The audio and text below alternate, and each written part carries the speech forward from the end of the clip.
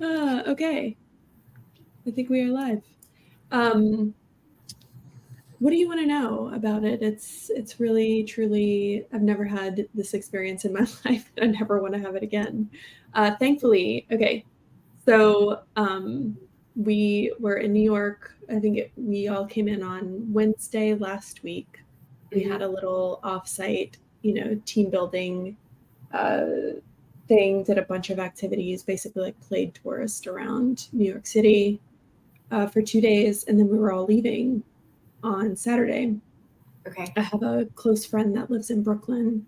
And so I booked a much later, like a flight that was supposed to leave at like 6 in the evening so that I could have some time to spend with her. And even when I booked the flight, I was like, this is going to get delayed. All flights past like 4 p.m. get delayed. But I didn't know I was going to be delayed 3 days. Never heard of that. Yeah, I mean, it was like total chaos. It was just like a combination of, a series of unfortunate events kind of thing. Everybody's flights got canceled out of JFK on Saturday night. It was the US Open. It was the weekend before 9/11. It was Fashion Week was starting that this week. And so not a single hotel was available within like a 20-mile radius. One that you would want to stay in at least. And not yeah. A bunch of people slept at the airport. What did you do? Did you just gallivant around the city for 3 more days, or were you just sitting at the airport hoping your flight would take off? Well, so my flight was canceled and they couldn't rebook me until Monday. And so I just went back into Brooklyn, stayed on my friend's couch, ended up getting a hotel for Sunday night. I called every airline trying to get home on Sunday, but like nobody had anything available. I like briefly considered getting down to Philadelphia or going to Boston and seeing if I could, get any luck there. But it was all just so much work that I was like, let's go shopping instead. Yeah. So we did that instead. Sounds like the premise of Home Alone, where you're trying to get home. You could have found a person ridden in their van. That is exactly, like I can show you the text where my husband is like, do you think is there like a polka band on tour? You can hop in their van. Yeah. That's crazy. Well, I'm glad you got home finally. Yeah, same here. When I finally got back,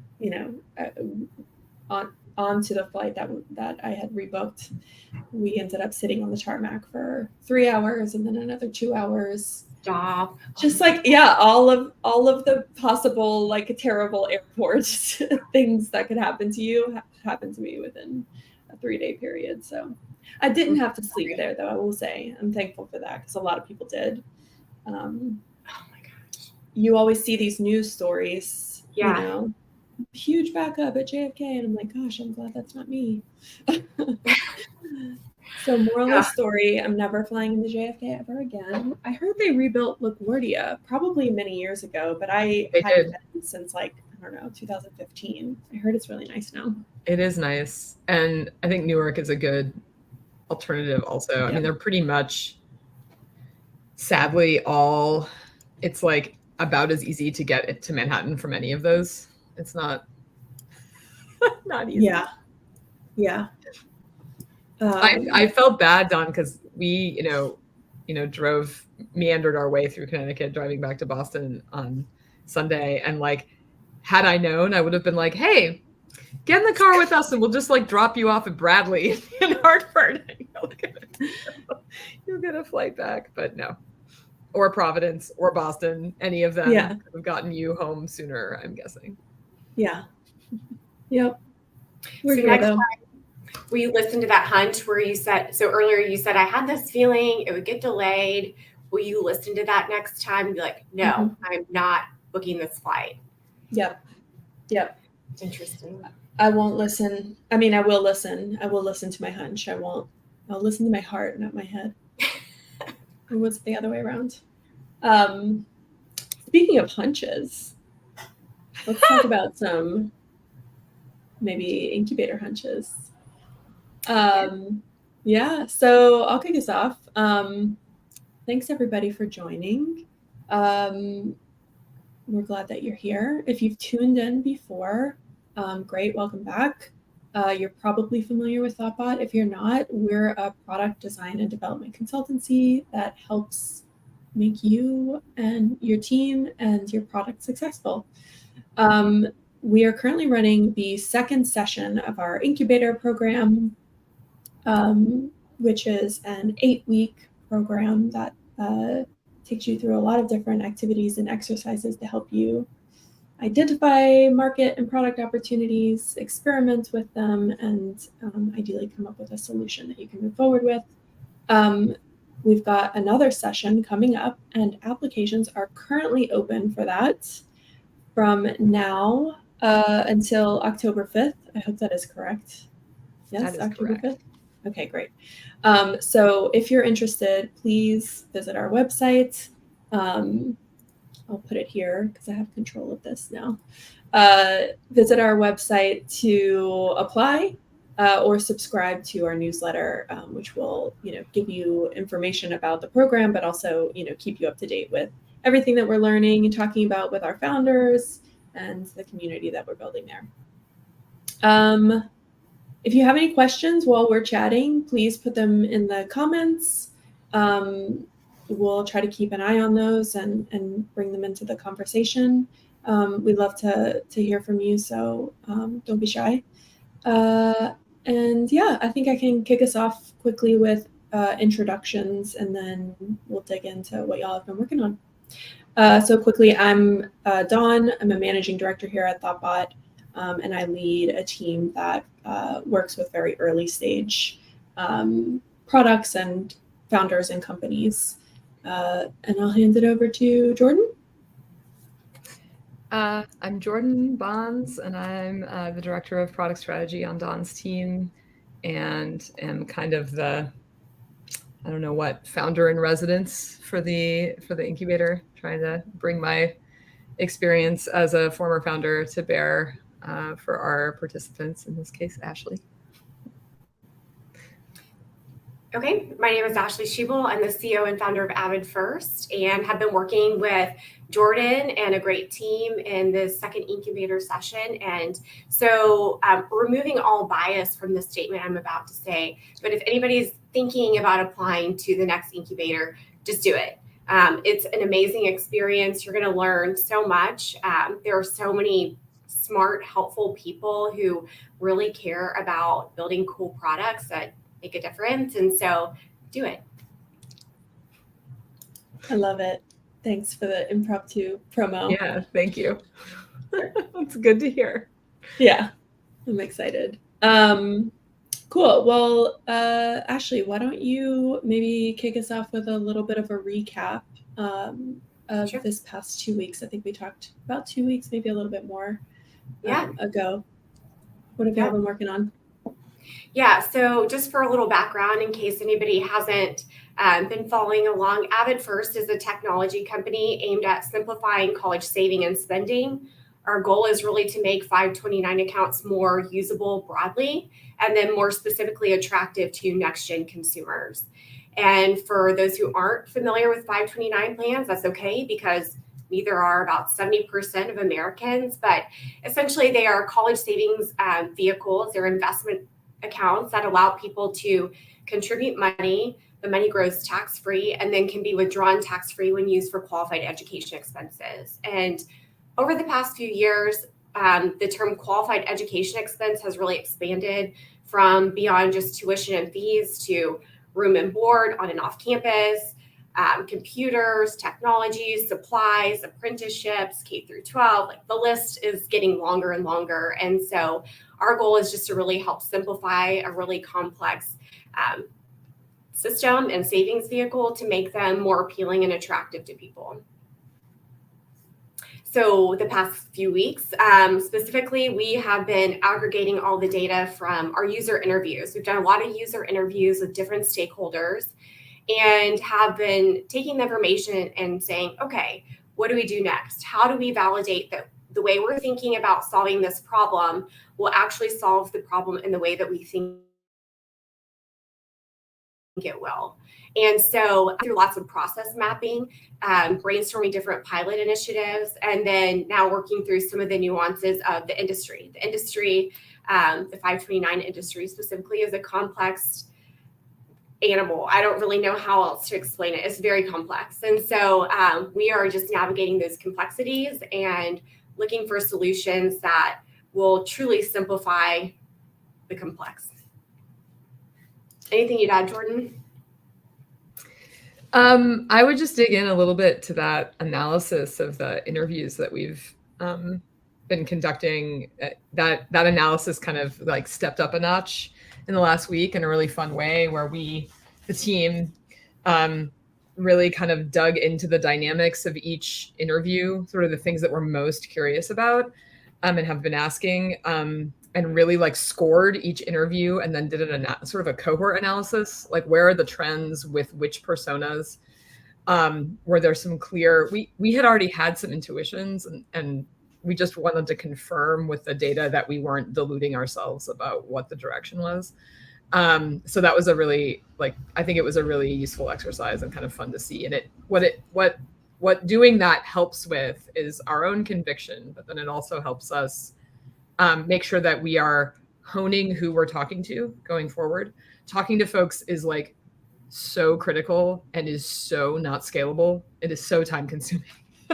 So you want to make sure that you're doing it really strategically. So it's sort of like every wave of interviews we do a little more analysis. And it's like we finally got to a critical number where we felt like doing this data pass was going to be, statistically significant. We had enough interviews to really do that. And it helped focus the interviews we're going to do, going forward. So just to give a little like lens into how that's worked and how we've been thinking about it. I think we ask this question often, maybe every time, but I'm interested to see how it continues to evolve. But what was something that you learned these past 2 weeks that really surprised you, or you maybe even confirmed your hunches? Yeah, I would say that there are two different cohorts of personas, if you will, that have different needs. And one persona will eventually become the second persona, but they have different needs today. And so looking at addressing those needs in a way that is efficient and effective and scalable is really what we're focused on right now. There's a systems thinking expert, Dr. Russell Ackoff, who talks about how changes in a field are really rarely produced by the experts, but they are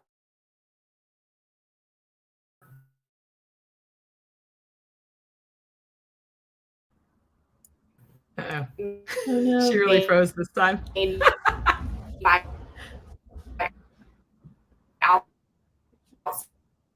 outsiders looking at it.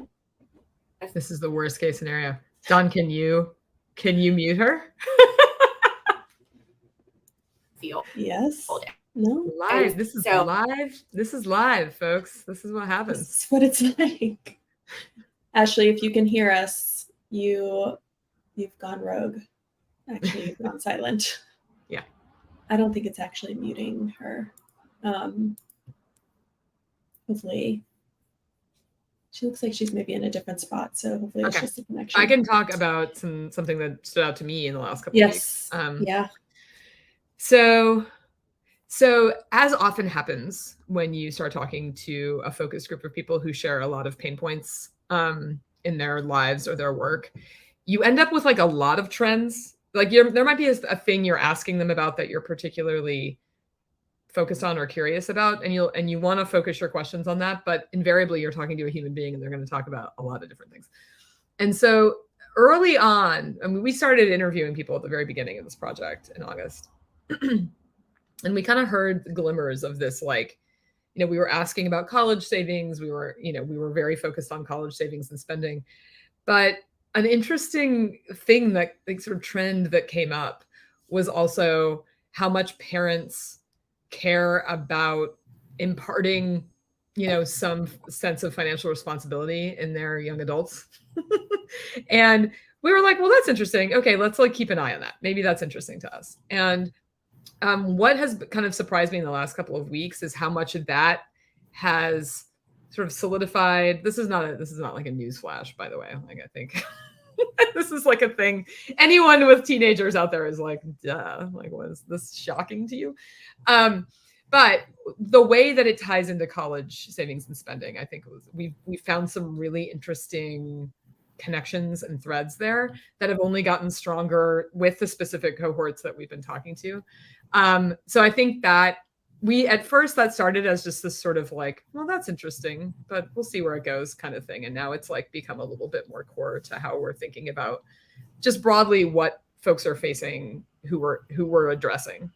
So I guess it wasn't like a surprise, but like the deepening of that signal, in the sense of signal and noise, has been like really interesting to us, I think. Sorry, Ashley, we lost you. Yeah, so yeah, you're back. Go ahead. No, I was just talking about, there's a systems thinking expert that talks about how changes in a field are rarely made by the experts in the field, but rather outsiders looking in. And so for me, that's amazing because I don't have experience as a technology founder. I'm working with others who are founders in the technology space, which is great. But it does leave some question marks for us as it relates to building some processes and doing some pilot mapping, which completely overcomable because we're able to draw on resources from within the ThoughtBot organization, and then also just network people within our network. Jordan seems to know everybody. I'll be like, do you know somebody in North Dakota? She's like, actually, yes, my third cousin's sister lives there, and I can get her on the phone. And it's my first cousin. I will tell you, it's my straight up first cousin. Well, there's always someone that Jordan knows, no matter where, it seems like, which is extremely helpful when we're trying to find experts to help us answer some questions. So it's great to be able to work through problems in a very systematic way using some of the strategies that ThoughtBot has employed, I guess, over and over, and can be applied to different industries. But it does help us, find what are the questions we still need answered, and then who are the people that can help us answer these questions, be very strategic about that. I would add to that on the networking score. I think this is one of those things that first-time founders often struggle with. They struggle with recognizing who in their network is a valuable person to talk to in the first place, and then they struggle with making those connections because it feels like you're asking people to do stuff for you, and that doesn't always feel great. But really, your network and where you come from and the people you know and who care about you are one of your biggest assets going into this work. And it's important to take stock of those folks as early as you can and think about how to involve them. And often they want to be involved. They're excited to have a way to support you and contribute their expertise or whatever else. It's actually really transformed some of my relationships, like family relationships that I didn't necessarily have as, people I just discovered in my own sort of extended family who were doing related things to me. And like, we're much deeper friends now because we get to talk about that stuff all the time. And before I was a founder, we just didn't really talk.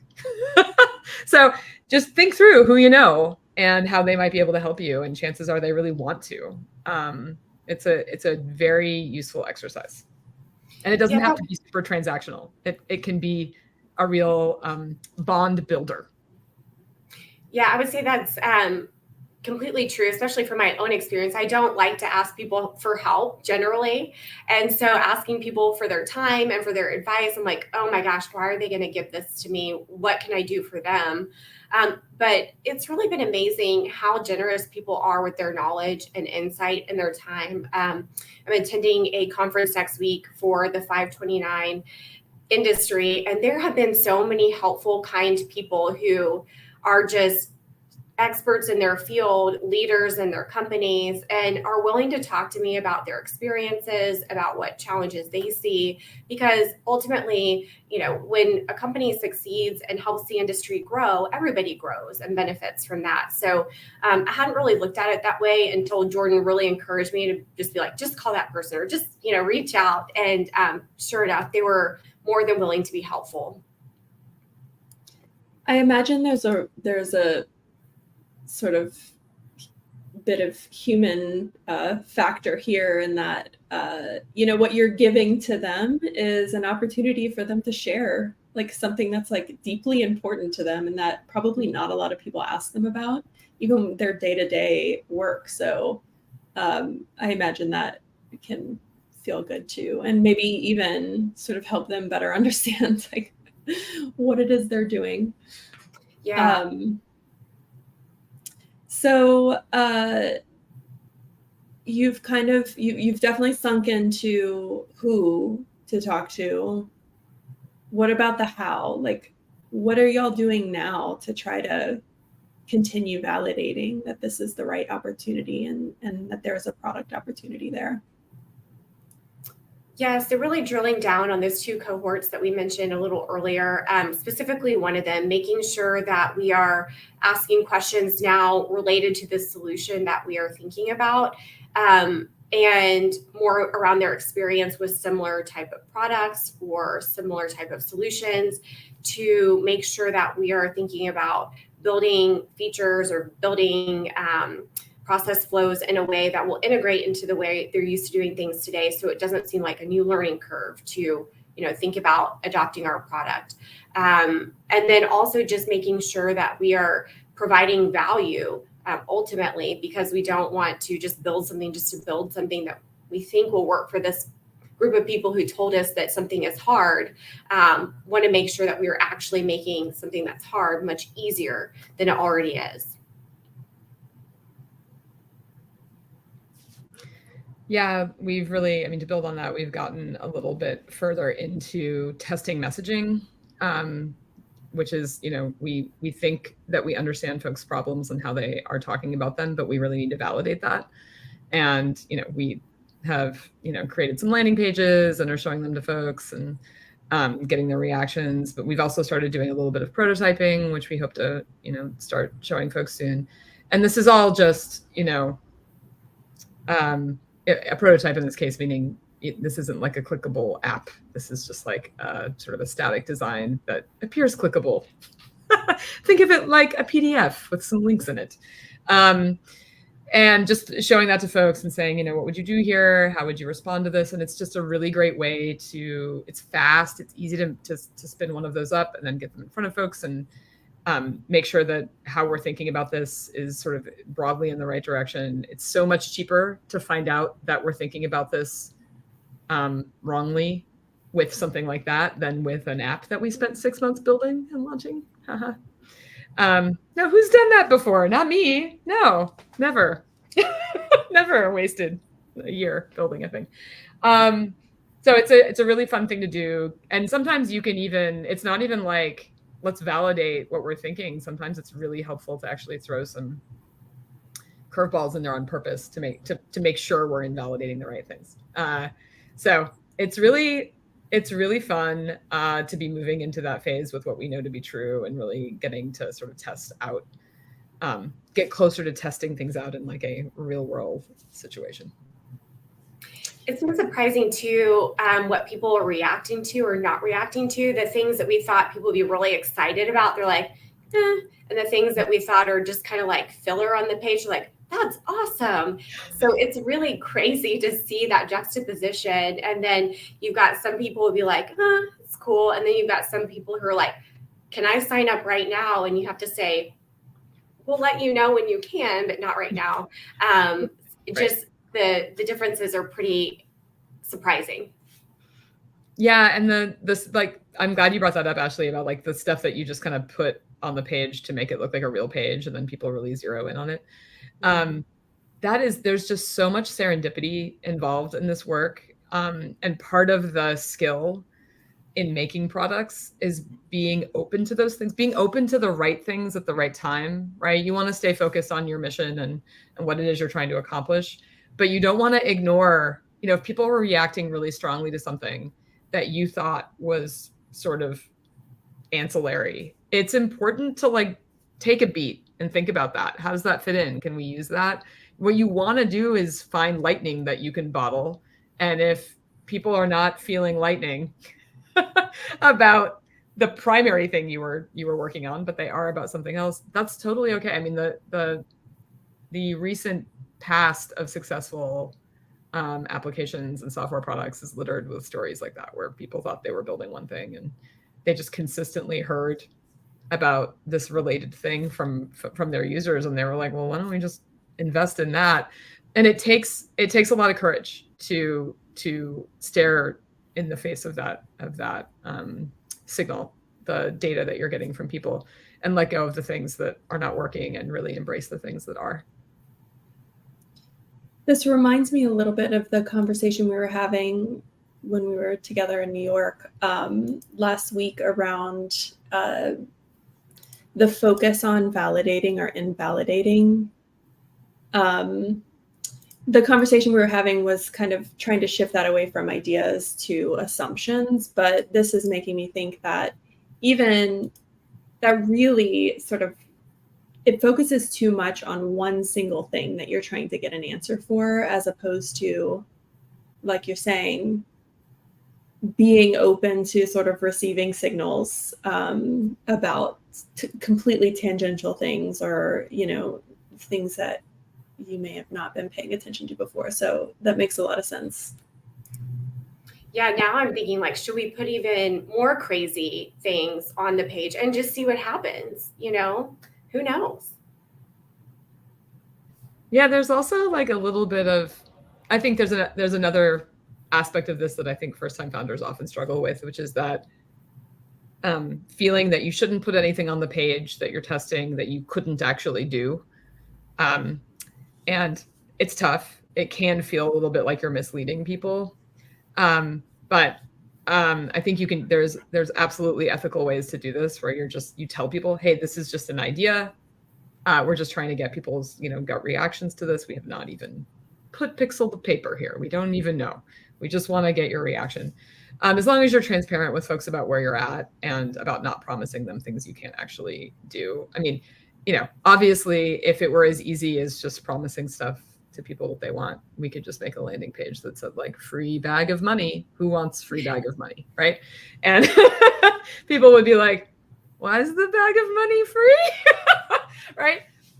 So you really want to be careful and not necessarily, do anything that is misleading. But on the other hand, there's no better way to get folks' emotional reaction than to put something together and just see how they respond to it. So there's a lot of like sort of nuance to doing this. And Dawn, to your point, there's a lot of the balancing act between being open and being scattered, right? That's a fine line.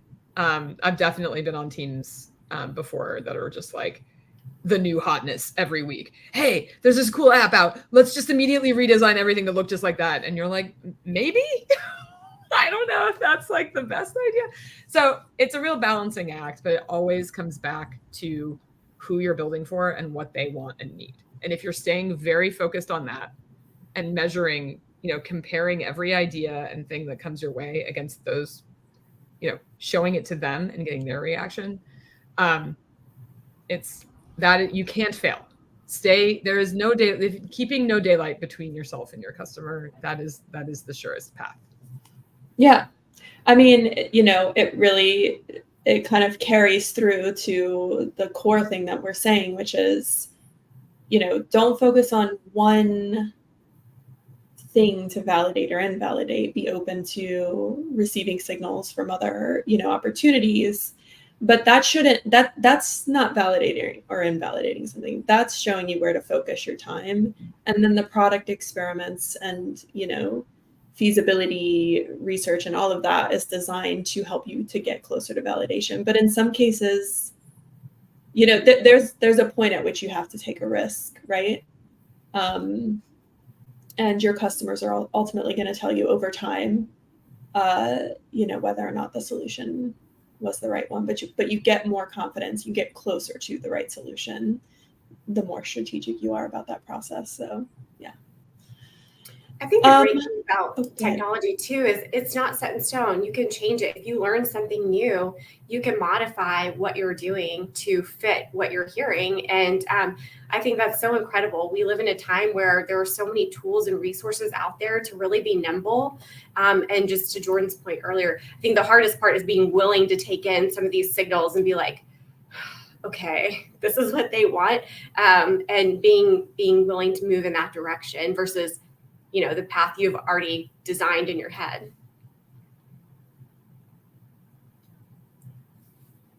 Yeah. So we've only got a couple of weeks left in this incubator. How are y'all feeling? What are you planning? What are you looking forward to over the next couple of weeks?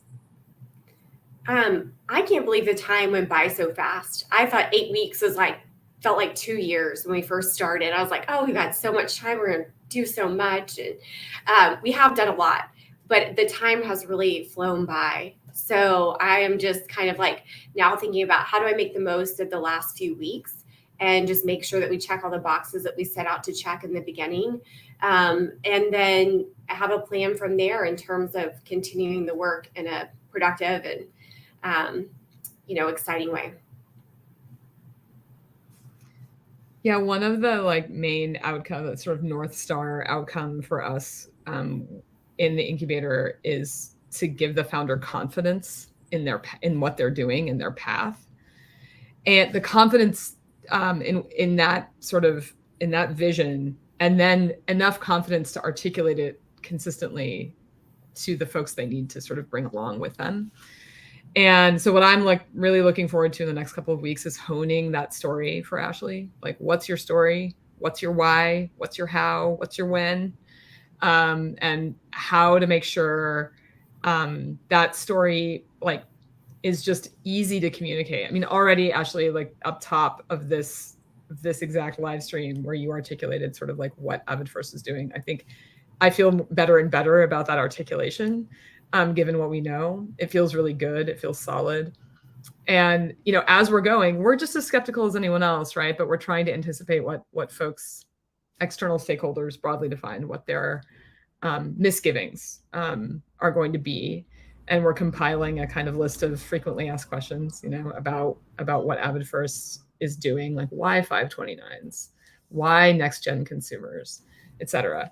Just so that story is so internalized that you can't really be taken off guard necessarily. I mean, you want to be open to new questions and new ideas. That's not what I'm saying, but just basically being able to thoroughly and deeply at the drop of a hat, to sort of pitch this to your dentist while they're cleaning your teeth, that kind of conviction and the solidity of the narrative is really what we're going for in the next few weeks. And I think we're well on our way there. We have all the pieces. It's about putting it together coherently, I think, at this point. It's really exciting though. I do feel like we're really zeroing in on something valuable, a valuable lens on college saving and spending that I think is the market is really ripe for. So it's exciting. Yeah.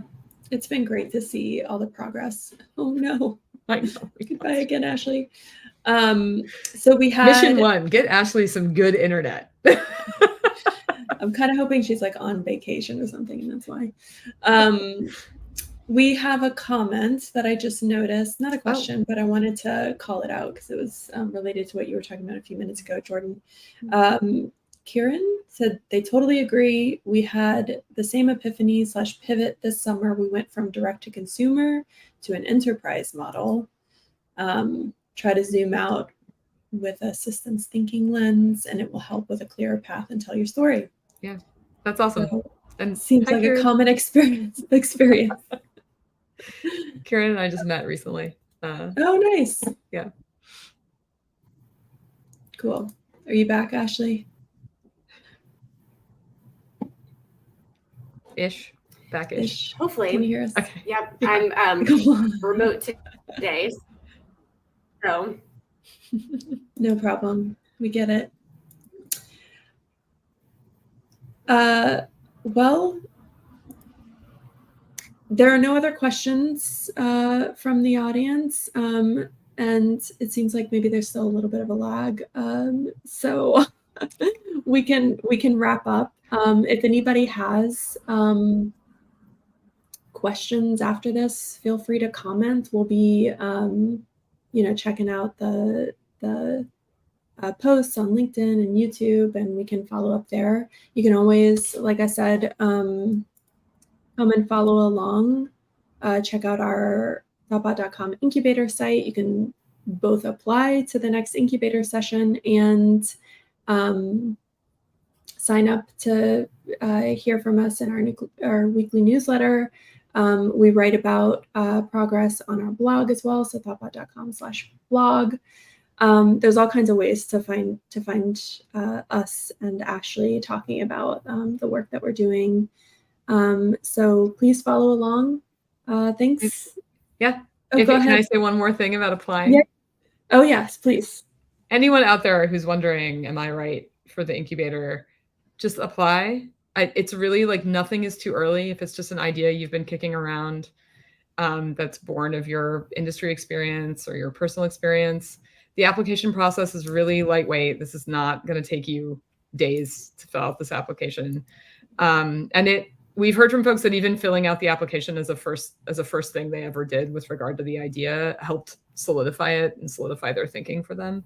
So just go apply. You got something, you got an idea for an app, you got an idea, you see a growing market out there and you feel like it's underserved with software, just holler at us. We'd love to hear it. Yeah, apply. It's fun. Yeah. We didn't make it too time consuming. So yeah, just do it. Just do it. Thanks everybody for tuning in. Thanks Jordan and Ashley for participating. You got it. Thanks for moderating. See you again in a couple of weeks. Yes. Yeah. And Lindsay will be back. Lindsay will be back, so that will be fun. Yeah, we'll it'll be the last week, so we'll have things to say, no doubt. Yes, tune in. It'll be a good time. All right, thanks everybody. Bye.